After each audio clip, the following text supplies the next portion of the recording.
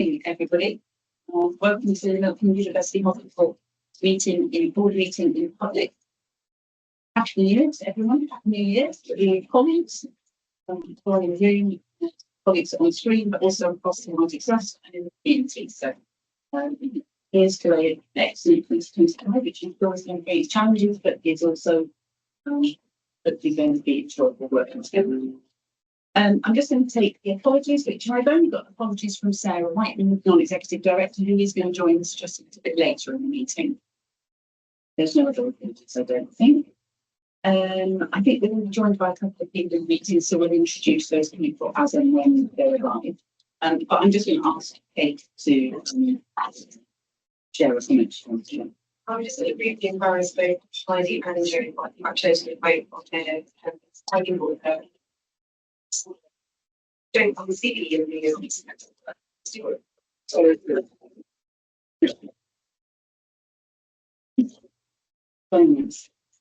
We first tried to master the how you make your way across the hospital. I came in the year to make my way across saying Happy New Year and realised it's going to take a very long time to get across the hospital. So people are lovely, and it's lovely, I think, for colleagues. Everybody was psyched, really excited by it. So I think that's really superb. We'll move on with the meeting. Are there any declarations of interest in us to declare? Anyone? I should probably say I'm still seconded to the ICB. It would have been out to them. Thank you. And any interest to declare any related items on the agenda? Just got to make a comment as always that the register of interests is always available for you to update, and we can update that at any time. You don't have to wait for an annual update for us. Lovely. Unfortunately, this morning, due to the issues and complications of people being available, we don't have a patient story, which is very disappointing. And we do like to have a patient story at board. I think it's such complications with the person who due to is that right? Yeah, it's slightly positive reasons. And we selected someone on a waiting list so that we could have some conversations around the challenges and what the experiences of our patients are. The patient has had surgeries. So positive reason why the patient can't be here. Helen and I agreed we'll work together to bring that story to a future board. Using a patient is very important. I think we make the comment that we do things really important to have patient story abroad. I think we're also acknowledging that the last fortnight on site has been very busy, and therefore the ability to perhaps spin things around and bring something else has been a little bit more complicated in the last fortnight. But we obviously want to make sure we do have that arrive at your meetings. So thank you. They'll move on and take the minutes of the last meeting. I think I might take it all in one go. If anyone's got either any comments on the content or amendments for accuracy. Anybody know? We're happy to take the minutes as read and agreed. I think we have to have a conversation about minutes and timing of them coming out, haven't we, Penny? Yes. But obviously the minutes do come to myself and I think Joe. And I suppose as soon as they come after a meeting, the better the memory of the meeting, and the more we can actually conclude it's accurate or new. So we'll just make that note again. So then we've got the options masterising action log. We can put 3 or 4 things on, and they are clearly fine, I think, every 4 months from March. So we've got the risk development, which we started obviously last October, and we moved it to February. We were going to do that in December in one of the sessions, but we moved it to working on Cog Hill. And that's going to come to us, so going to come to February is indicate your competence on that. And then the finance report, we move that to February, so I'll do that too, that will be right for that date. And then staff story, we put to March. We'll talk a little bit about gender planning when we get to the very end of the meeting, looking forward to any items. Anything anybody else wants to mention they think might be missing from excellent. So we can move on to the first item on the agenda, which is my report. So as you can see, with this time round, we have a written report from myself and from Joe. One of the reasons is that what we want to try to do, we've been talking about both executives and non-executives, is to make sure that we move ourselves to a place in the meeting where we take papers as read, and we make sure we have read the papers, but we take the papers as read, and that works both for the executive, that they don't then have to need to talk through the paper, and for the non-executives, that we meanly commit into the space of conversations about things beyond the paper. So I think that's the same principle as for Joe and I having written paper. And therefore, what I will say is, it's obviously been quite a busy time. There's a lot going on. And I think particularly for myself, it's sort of interesting to sort of really, after a few months, start to get into a pattern of working and meeting lots more people across the site and being involved in different things with teams across the site. But I have to say that wherever I go, even just eminent positive, even at the busiest of times, when we did the GITRA visits and some of the non-execs, teams are so helpful. We'll stop, we'll drop everything and come and help you make sure that you know which patients are appropriate, which things are coming out. It's really lovely. So I'll take any questions really from anyone or any comments to me. No, it's lovely. Thank you very much. And I'll hand over to Joe. Thank you very much, Chair. Obviously, first written report from myself as well. I'll ask Faye to come in at the moment and update on how our preparation performed, because we have been under significant pressure, and 2.5 states that we've managed to maintain planned activity, but I'll ask Faye just to update on that. Other than that, we've also struggled with one of our theatres that has been broken, and there's some work going on there just in case. Definitely about that. But otherwise, I may hand over to Faye to an update on stage last week. So I think it's fair to say it's been a busy time. Colleagues here in the hospital. As we went into the Christmas break, we had a phenomenal number of patients that came through our accident and emergency department, or doing quite a bit of pressure on the teams. But what we've seen after this is actually some very sick people coming through our doors and needing our services. And indeed, yesterday, we were operating with a really good deal, which is housing as an escalation prior to a particular incident. And I have to say, the team are absolutely amazing in coming together to make sure patients that needed to be protected were in hospital, and those that needed our services were sick, so we do have it there to community. So I'm pleased to say we managed to step down from that last night. So today we're in fifth grade, which is really good, and it's absolutely expensive hard work the teams did over the last few days. Unfortunately, however, as Joe's alluded to, we did unfortunately have to cancel some of our this.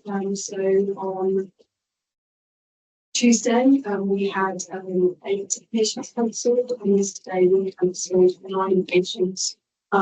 Purely because we just simply didn't have the capacity to be able to get them into the cancer. Can I just check, David Catherine's on line that the audio is very good. Is that specific to anybody in particular, David? Just when Faye was talking, it was quite echoey and distant. Yes. So as I say, we did have to cancel some patients, which was unfortunate. David on screen there was part of that. And sadly, 4 of the patients we cancelled on Tuesday were cancer patients. The teams are working really hard to get this patient as quickly as possible, which really ensured we prioritise. And I have to say, the surgical team are very innovative and creative in how they try to ensure patients do get their operations clearly. Urgent emergency care and elective care is in.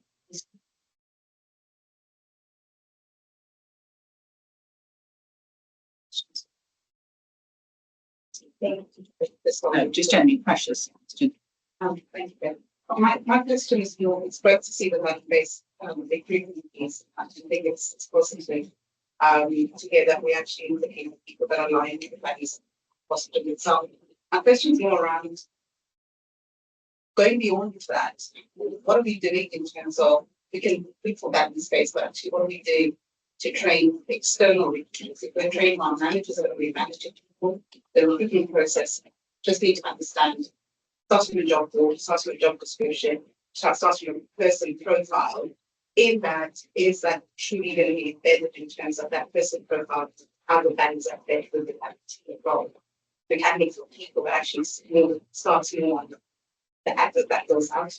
And then a third question around that is, values are great, but actually other going back to the inclusive language of those previous adverts are as well, because get values based within. So before I hand over, I will just say that I think it is time now, and been talking about this with my new head of comms to look at our values and to refresh those values.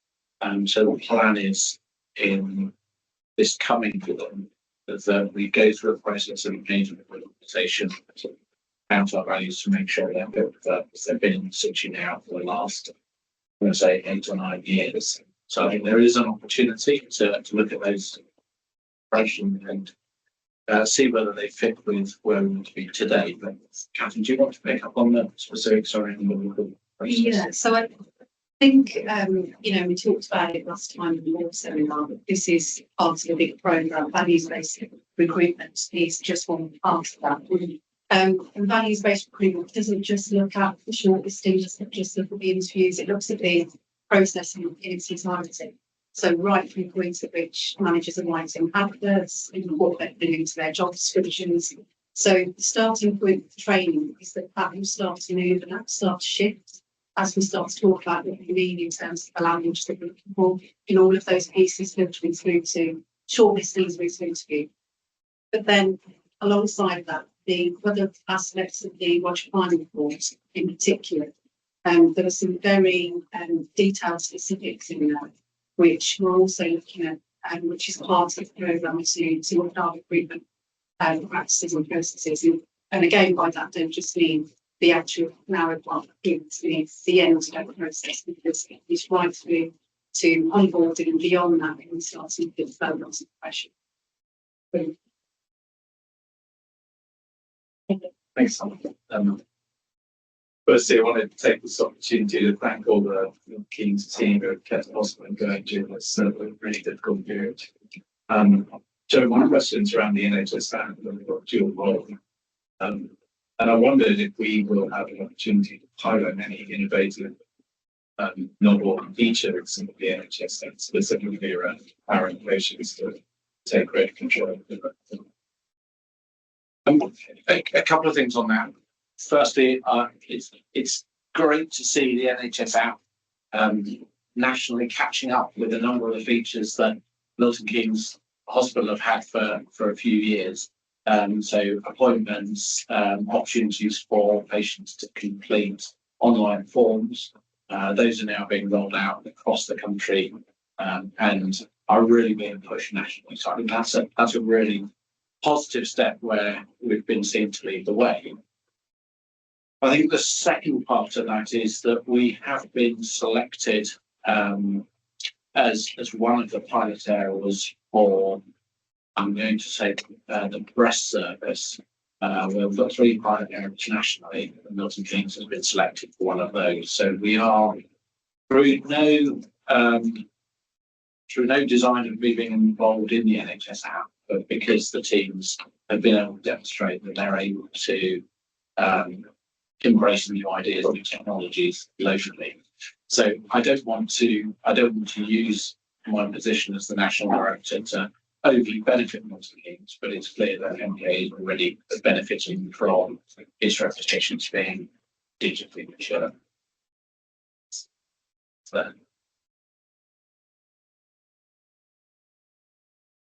Anybody else? If we can back to some of your performance conversation companies here, if you go through them. I'm just recognising first people who are not in the room that Craig York, our Chief Information Officer, has just joined us. Craig, would you like to join us at the table rather than sitting in somewhere in the seats? We're going to look at the table plan again if we've already got that. We'll live with that.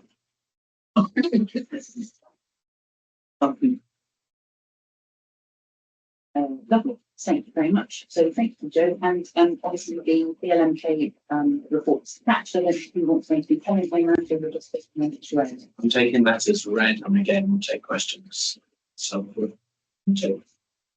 The BLMK report, Joe. And Celine, I'm just confirming, your medical director will be advising until the 9th of March. Yes. And that's for the new individual, the new person. Yes, they've appointed a new colleague who's got some secondary care background. Positive. Lovely. So we shall move on to patient safety. So we take patient safety updates. And I think as we've noted, we're going to take some of these reports as read. So very quickly we're going to get into discussion with something. I'm handing over to yourself. Please. Thank you, Heidi. So in the pack, there is a 20-page patient safety and PISA update. We're still relatively new in this PISA process compared with the old incident reporting safety investigation frame. So very much welcome feedback either in or out of the meeting around the format of this. This report tries to give us a picture or a snapshot of the activity that has taken place in November and December 2024. I think there probably 4 things I want to highlight. Firstly, the radar, which is our incident reporting system. We've now finally been able to introduce some really good dashboards such that the activity going on within the system is now much more visible. So we're able to monitor trends, we're able to monitor timelines and things in a way that worked for a period of 7 months. That's been very well received by colleagues across the organisation. Secondly, we have, as you'll see from the report, about 400 incidents, and that's about 20 days worth of incidents in terms of the scale of it. About 400 incidents which have what are termed overdue workflows associated with. Now, an overdue workflow sounds concerning. I want to be clear that this is not us failing to meet some national or specified target. These are internal local targets that we have set to try and keep everyone's feet to the fire in terms of making sure investigation processes proceed smoothly. 400 is a reduction. And in fact, we've now got these radar dashboards making these delays much more visible. Certainly we make. So I don't see that's a particular problem, but it is something I would monitor and see reduce. The 4 incidents as specified in the report, which are led over the course of this 2-month period to what are PSIIs or patient safety incident investigations, and little analogous to the old serious incident or SI type classification. You'll see those on page 7 of 20. One of those incidents was a never event. All members are aware of that private law in December. This was a patient who was being fed by a nasogastric tube, and unfortunately, nasogastric tube following an X-ray was judged to be the correct place, and the patient was fed. The tube was not in the place. That is being investigated. We're working closely across the organisation with radiology and other departments on that. We've implemented some immediate safety standards, i.e. every chest X-ray being undertaken for nasogastric tube replacement is being reported by radiographer or radiologist and time frame. So that's in place immediately. Working with project radiologists are doing some pilots around diagnostic radiologists about making interpretations of nasogastric tube replacement. So that obviously will come through in the happens. There were then also 3 incidents over this period in relation to maternity and maintenance. And those have all been referred to the MNSI, which is the national radar, which is very clear criteria as to which case it does and doesn't look at. Clearly having 3 incidents is a concern. Each of those incidents is obviously devastating. That said, the initial look at these 3 cases, there are no significant areas of omission and omission. Respect to myself, dealing with weights and that for the external investigation. Sound events rather than events. The only other thing to highlight is some exciting work here around clinical simulation and trying to use the simulation facilities and expertise in the organisation to help us in relation to learn patient safety. one of the things that's happened is one of our patient safety staff actually got to us from simulation. That's really big discussion of the soil, which is we're very happy to take questions. And as I say, in our outside meeting, really keen to understand views. It is more common that last that piece around how using tech and simulation to improve. It's fantastic to hear. They needed to literature and share that knowledge. But it's such really good to hear. And I just congratulate you on the format of the report. It's really clear, easy to navigate. So yes, looking for feedback, saying more like this, please. Thank you. Thank you very much. I don't think there are any further questions.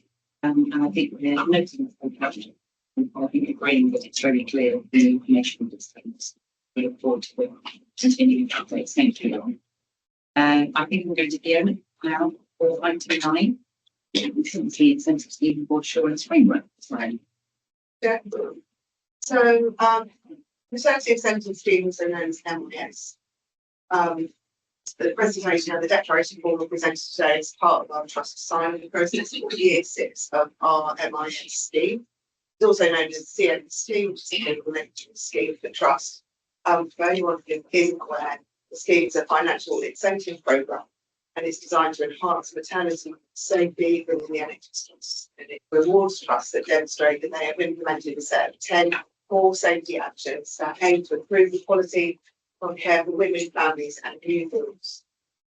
So over the past year, the trust has been monitoring compliance against the 10 key safety actions that are set out in the presentation.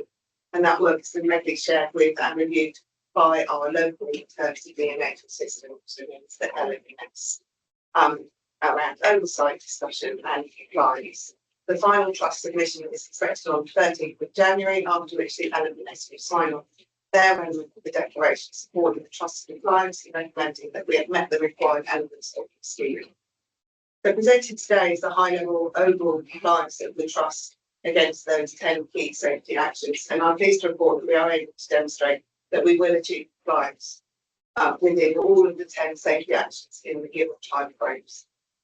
As you can see from the presentation, there are a few areas where compliance is not yet achieved. However, the LMS are accepting of our action plans and our ability to meet these standards. And I just thought it'd be helpful just to touch on those 4 areas so that people are fully aware. So safety action 4, which is around workforce compliance. We meet all of the requirements with the exception of point 4.18. Within this standard, it's highlighted as amber around the fact that the nurse standard, which is about 70% of the nursing team in the neonatal unit being qualified in speciality. Currently, the team is at 59%. We have 6 people starting before us by the end of January. We will graduate in October. We can bring our qualifying speciality to over 70%. And the LMS are satisfied with this plan and happy to support that meets the compliance. Safety action 6, which is around the compliance of the trust with saving baby society compliance. We are actually able to demonstrate compliance with this action. One of the parts of that is us sharing our work with the LMS. We're just waiting for them to sign that on. So 6.5 is just around that next step of the process. Once we have a trust sign it off, the LMS sign it off, and that one will go green. The last item, which is under safety action 8, which is about training compliance.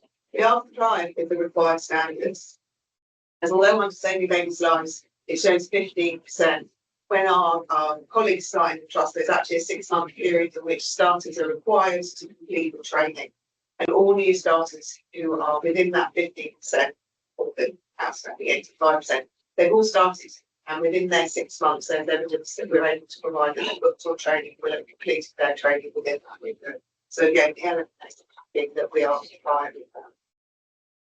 So the ongoing monitoring is obviously part of our maternity assurance group, and we review that every month. And we have an extraordinary meeting earlier on this month where we went through all of the evidence and the detail of all of those 10 key actions to make sure there is compliance. So today I'm here seeking more size compliance against the 10 key safety actions to enable the declaration form to be signed, submitted to the LMS in good time with some final submission to NHS resolutions on the 3rd of March. happy to take any questions. So not a question, more a comment. Firstly, the LMS is an arm of the ICB, and I distance myself from the LMS side of this because there would be helpful conflict. Sarah Whiteman is not here at the moment, she's the non-executive. Paul Champion for maternity. She has seen this detail in the presentation. It's supported the site. And I think that's probably the point in terms of some of these papers, but it's where they've been before, in terms of committees or other groups of reassurance. So this hasn't gone to a formal bank meeting, it's gone to the seminar we have to put on because the timelines to come to budget board. So Sarah has. Students. You've challenged. Just tying some things together. One is keeping ahead to the MAG we've got, where it highlights some issues of staffing. So mine's a more generic question. You know, we touched on training, people getting to the right level. With like a little bit of colour on where we are on staffing in general, in the sense of when you actually got them or not. So I pick that up as part of the That's it was my intention to talk about that at that point. So thinking the board, so the board will be asked to sign this off as you said, Fiona. So I'm looking for any questions you have or whether we're happy to approve this document. It's submitted. Yeah, thank you very much. That's very clear. Integrated. Use that word. Integrated quality governance reports. This is the report having various different bits of quality governance.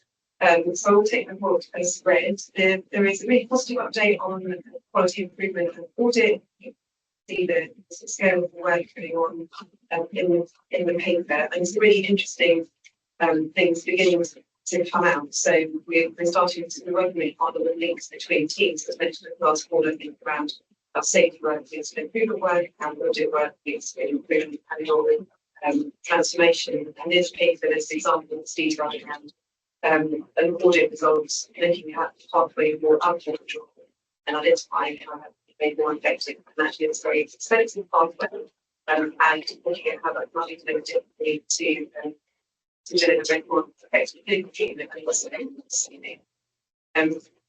There is specific work going on large scale quality improvement programs across the organisation in large areas like reducing damage, sepsis intervention, and the audit.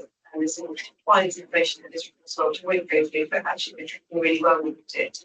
And doing nice guidance, which are broken out, which will well on to get you both satisfied. Audit resource yeah. Following on to the next section of the thing, gear changing, into litigation. Yeah. Previously talked about methodology for staff. Is that staff There's QI training, so we've got QI training to do with organization. That's the way. I think that's a new initiative, or is that? It has already existed, and we've increased the sort of scale and scope. So you started sort of small to the process. Going to ask us to speak up and we speak up and we're going to Gary and So, Gary, I'm sure this will be a appropriate point. You're going to report to raise the. Sorry. Sorry. So there's two issues just to cover off. One is this touches Joe's introduction around what we're doing on the digital agenda, but the issue about data and optical sensors, it's popped up before. I don't know, in 771, we're looking at things. So it's a bigger issue, but quality of data, I think, is an issue. We should debate it and appreciate the comments in that. And then the other point for me is and it's linked to your points about integrating resources. But it's around, have you got sufficient resources here, and how would you mitigate that? And that might lead to how you would these things working together. It's not so much questions and comments, but just this is important. We have resources to identify what we can improve in the quality. Yeah, yes. I just had a clarification question about sepsis, and you might discuss this before, but so is this to do with not understanding incidents that have already happened, or a feeling that we don't necessarily have all the understanding to identify where there are risks that haven't been picked up clinically? Is it the data in order to see what is I actually? think it's the full of data in order to, so I think there are various different ways that we capture relevant data. It's around the quantity and the quality of capability to pull that data in a non-patient environment way that's really quality improvement programs, rather than there's lots of individual data captured on. One example that manages the clinical list around individual patients is how do we distill that data in a way that has to do with improvement work. So how do you use the data retrospectively to improve your understanding? And data practice to be part of trainings to do it. That's a follow-up. In fact, you're not going to go for a quick follow-up question. That just that reporting of that through to, I can see the team identified that. How does that come through to you, Kate? Where does that come from in terms of individual reporting line? So on my head, of course, will be Yeah. So it comes through there and I'll put forward. And that operates with a team of what kind of breadth process in terms of number of people to carry something. So there are 4 quality improvement needs spread across to cover the interest. So it's a simulation team. Yeah. Thank you. Yeah. So I'm becoming slightly confused myself between the discussion around sepsis and so the work program around sepsis. Just hopefully for clarity. There is a sepsis working group, it's professional. There's also the care of the critically ill group. Both of those report through patient safety board through to trust executive committee. In general, in our work around sepsis, it is something that's recognised as a trust priority following radio inquests and other incidents and learn. One of the things that we are keen to do is recognise that sepsis is quite a broad label. And actually, some of the data points that are most important here are the data points around our ability to recognise patients who are ill when they first arrive in the emergency department, ladies and triage, and secondly, recognising and then responding to deteriorating patients. So it's often around general physiological monitoring rather than necessarily around very specific sepsis data. Sometimes it's helpful to sort of put in the box if that makes sense. Any other questions we could take from Kate? Just a brief update on litigation, which covers inquests which board members would have seen previously. It's a routine update.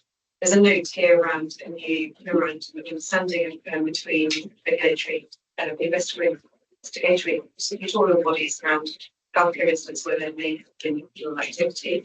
And it's just here for noting, but extraordinarily rare event across the NHS.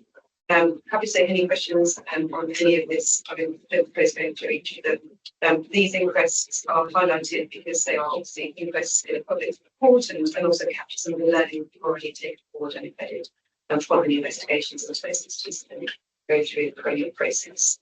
And similarly, they also just take notes on transparency. And lastly, there's a health and safety update. So one of the very significant pieces of work we're doing, training quality improvement, and we have the quality improvement day on this later on this month, is around reducing violence and police in the organisation. So this assists in being an issue for us in the organisation, and that includes racial abuse. We are looking really, really hard actually in academic work and legal work and statistical work around particularly around patients who lack capacity in some way, and how we work with this cohort of patients and their families around 20 months. So it's really difficult to be able to take meaningful steps and interventions around just sort of once incidents happened. We're looking with our improvement work about how do we create environments, care environments that reduce the chance of that happening in the first place. We'll work back through with the autopsy board, but it is always the same. Yeah. I'm really excited. This has been brand new session, sitting with having stuff for tremendously important. Are there any examples of other trusts who've successful developments, or is this just an issue across the NHS? It's a significant issue across the NHS. There is new just this week NHS resolution published some findings on what they've been looking at. There's a lot of national work going on, which we're working with Russell and these as well. There are good examples of how you change environments, care environments around trying to reduce all environmental factors that contribute to violence and aggression. there's all sorts of different examples of work. There's no one area that stands out as a sort of, As a, but there is good work being adopted to take forward, and we'll continue to do that. So we're also recruiting an additional health and safety lead in the other sections from this. Job is currently being advertised to enable us to focus on this agenda as well as some of the health and safety compliance.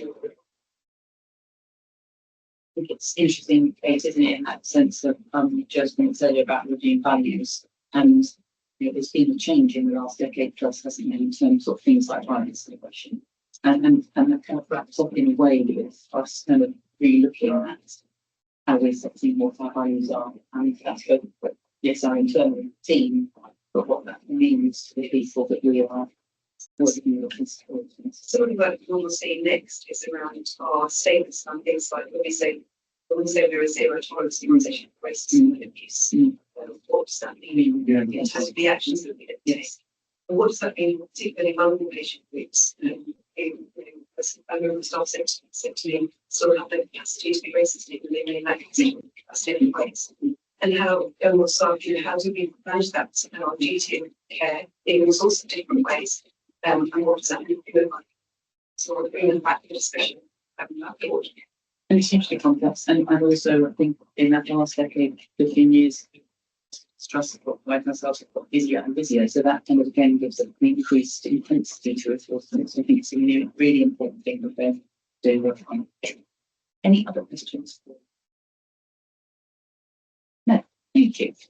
So I think we're going to take our break, but we're really slightly running ahead of time. I think we'll take our break in the agenda where we said we'll take our break. They give me a look there, and it may be comparatively done in the wrong place at the wrong time. So if we make sure we're back just after 1:45, tea and coffee is in the room. I'm afraid there aren't biscuits because somebody has left them in somewhere in that house. But we'll take a short 10-minute break. Do we leave that on? I think the rest of you, you just turn the sound up.